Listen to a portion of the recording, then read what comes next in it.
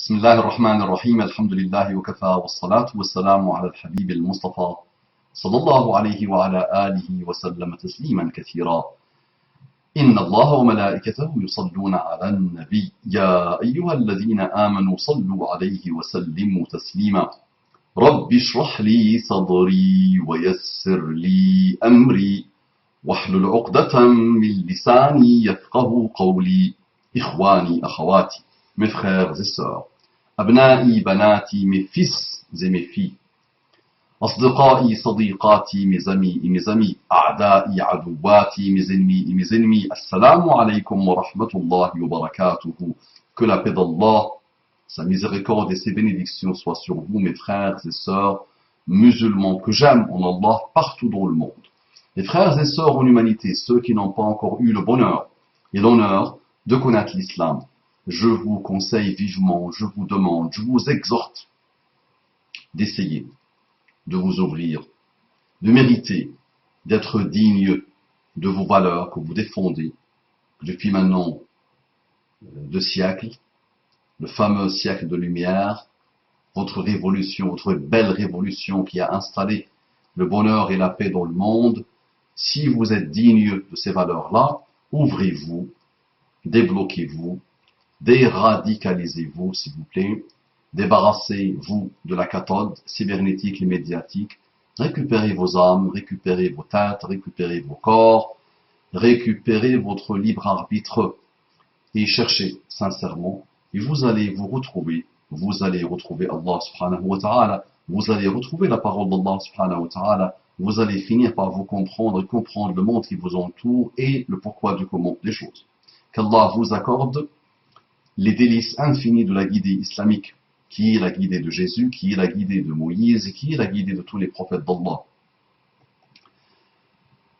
Cette parole résume la problématique de l'islam dans les médias. Cette parole d'un journaliste résume parfaitement la problématique de l'islam dans les médias. Donc ce journaliste nous dit, on nous demande davantage de mettre en scène les peurs que véhicule l'image de l'islam que ce qu'il est réellement.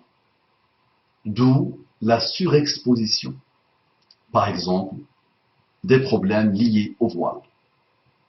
On nous demande davantage de mettre en scène les peurs que véhicule l'image de l'islam que ce qu'il est réellement. D'où la surexposition, par exemple, des problèmes liés au voile.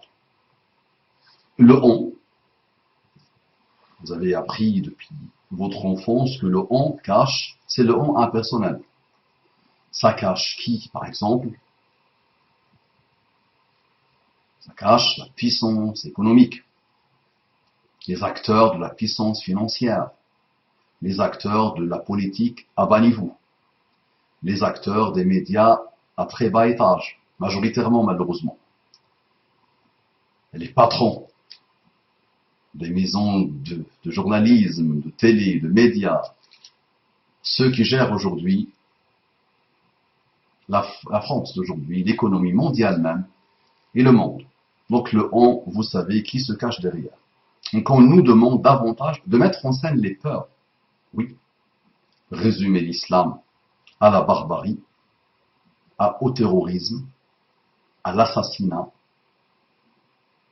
à la charia, à la torture, au châtiment corporel, à la domination, à l'animosité.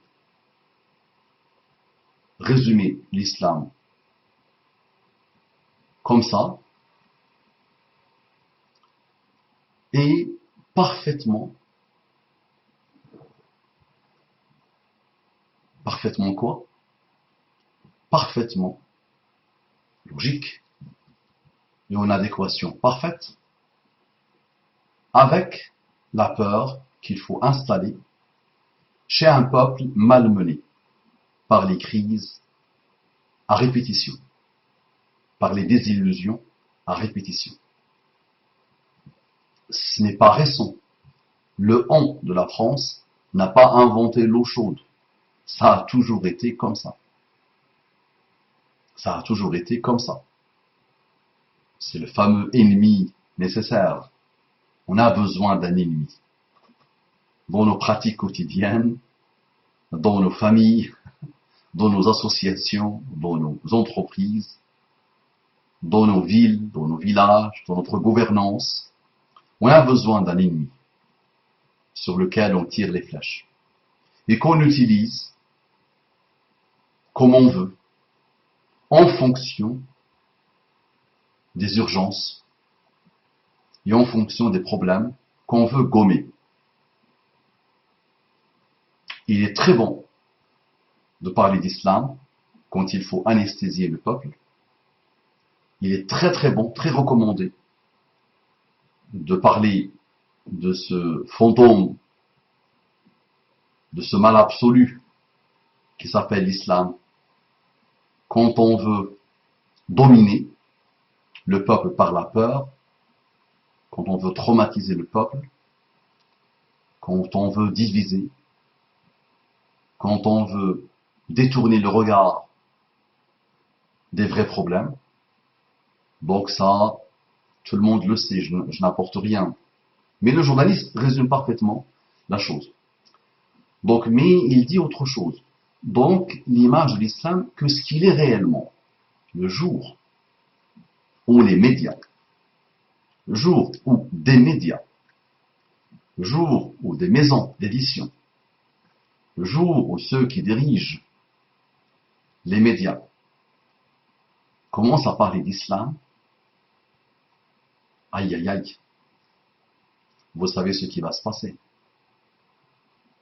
Si le jour où on décide d'arrêter, d'anesthésier le peuple, le jour où on décide d'arrêter de piller le peuple, le jour où on décide d'arrêter de détruire la morale, les principes, les valeurs chez le peuple, et on décide de commencer à parler juste de l'islam,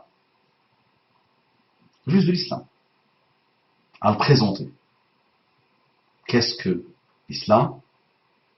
Qui est le Dieu duquel l'islam parle? Quel est le lien de ce Dieu avec les religions précédentes? Qu'est-ce que la parole de Dieu, prétendument la parole de Dieu par les musulmans, qu'est-ce qu'elle est? Qu'est-ce qu'elle raconte? Est-ce qu'il y a eu des experts français qui l'ont analysé sur les 2-3 derniers siècles? Quelles sont les conclusions de ces experts? Qu'est-ce qu'ils disent du prophète, de sa biographie, du prétendu prophète? Le jour où le on demande de faire ça, le monde change. Et on reviendra, on refera naître de ses cendres la civilisation de Bagdad, la civilisation de l'Andalousie, et le monde s'apaisera. Il y a de très belles choses à faire le jour où on aide le peuple, on oriente un peu le peuple vers l'islam et non pas l'image qu'on veut donner de l'islam ou qu'on fait ou que des petits musulmans de rien du tout, les déchets malheureux, donnent de l'islam aujourd'hui. D'accord? D'où la surexposition, par exemple, des problèmes liés au voile. La fameuse soumission de la femme, comme si l'islam se résume à un torchon que la femme met sur sa tête. Donc voilà, ça résume parfaitement bien la problématique de l'islam dans tous les médias du monde, attention. Même dans les pays arabes, soyons honnêtes, soyons justes jusqu'au bout du bout. Même dans les pays arabes, ils tirent leurs informations des 4 ou 5 empereurs des médias dans le monde, et qui répètent les mêmes bêtises, les mêmes choses, et qui manipulent autour des mêmes problématiques, malheureusement. S'il y a des hommes d'honneur et des femmes d'honneur parmi les musulmans, s'il y a des hommes d'honneur et des femmes d'honneur parmi les non-musulmans, réveillons-nous, indignons-nous, déployons-nous pour la paix et la justice sociale, économique, sociétale et toutes les justices. Assalamu alaikum wa rahmatullahi wa barakatuh.